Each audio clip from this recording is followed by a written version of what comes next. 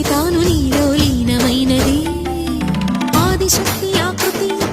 పాత్రిజాత పార్వతి తానువైన ప్రాణధవుని చెంతకు చేరుతున్నది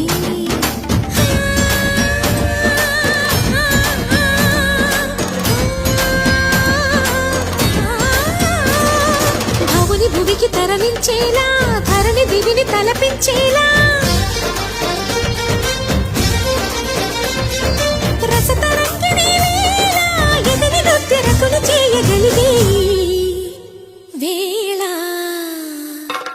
భరత వేదముగ నిరత నాట్యముగా కదిలిన పదమిది ఈశా శివని వేదనగా అవని వేదనగా పలికెను పదము